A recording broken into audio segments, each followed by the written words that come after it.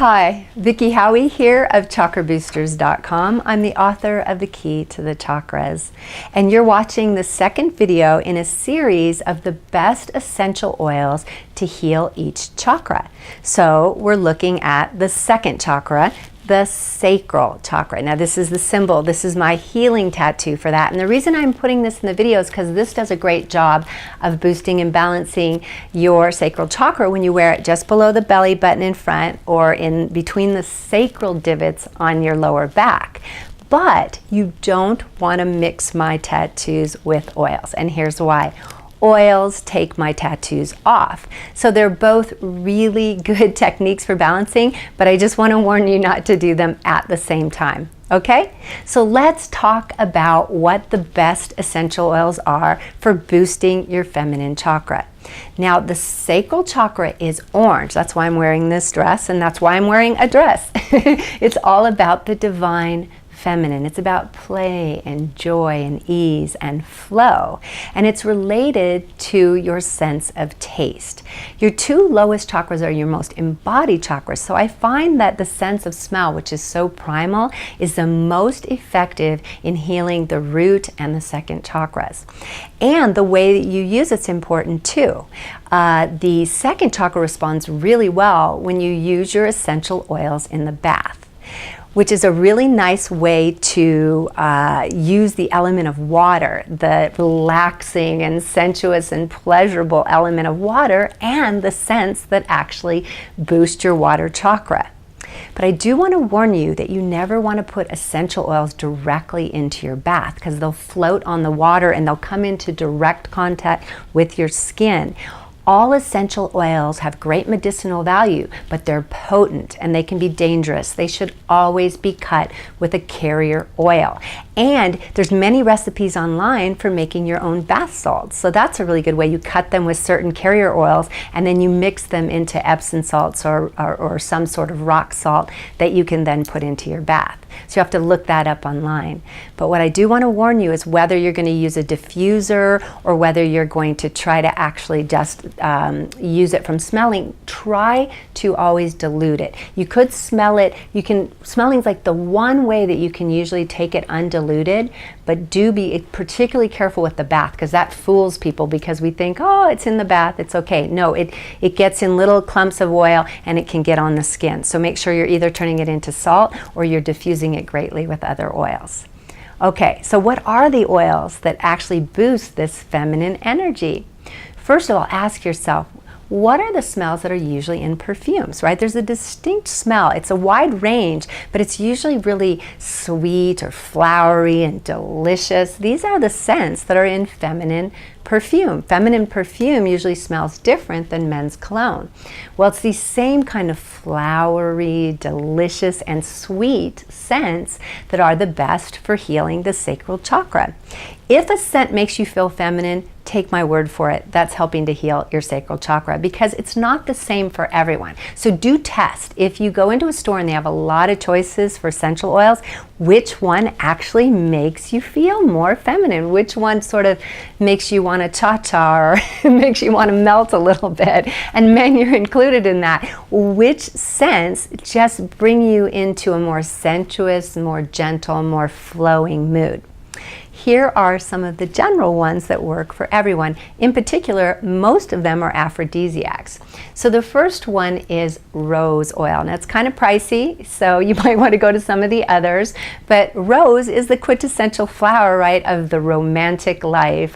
She received a dozen roses, so that's an easy one to remember. So rose oil. The second one is orange blossom, and you have the color of the sacral chakra right in the name.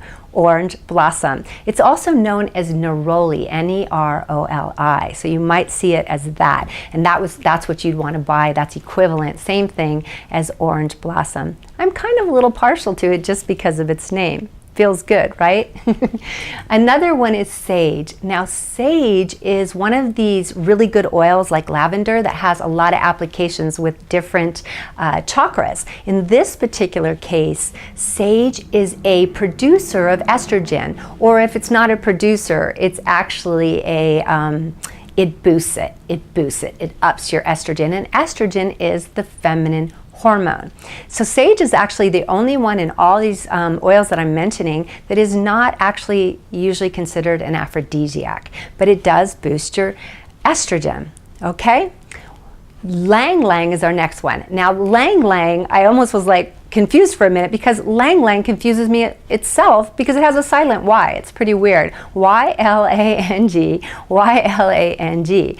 But man, does it smell feminine, and it's a really popular oil, and it's much more affordable than some of the other oils. So try Ylang Ylang.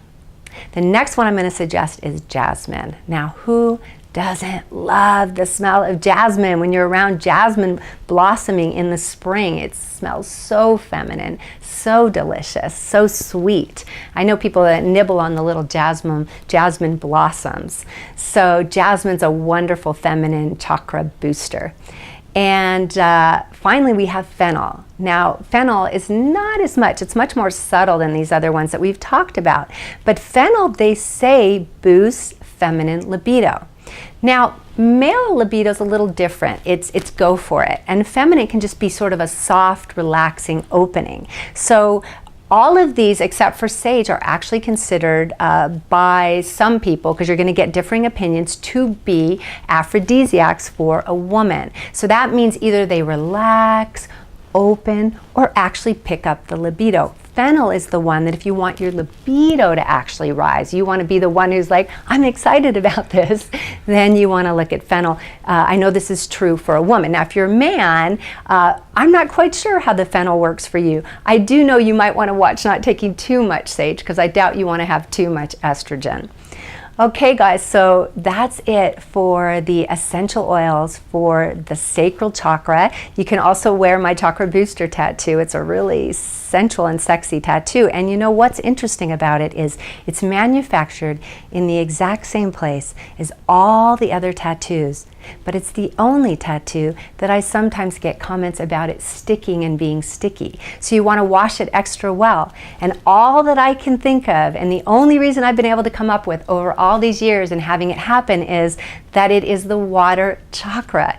It is the water chakra, so it has more water, because that's literally what it feels like. Like, it feels slightly stickier. So you can wash it with a very light soap. Please don't use some of these I won't even name, I don't want to get myself in trouble, but I used one chemical infused, someone had a brand name bar of soap at home, and I used it when I put a chakra tattoo on them. It actually changed the color of the chakra tattoo.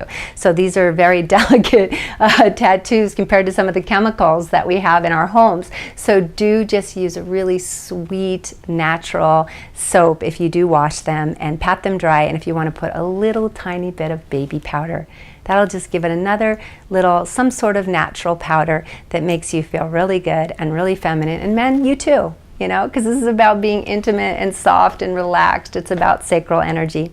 So I hope this helped, and that you will enjoy bringing more sense into your life to open up your feminine, your divine feminine in your sacral chakra. Blessings.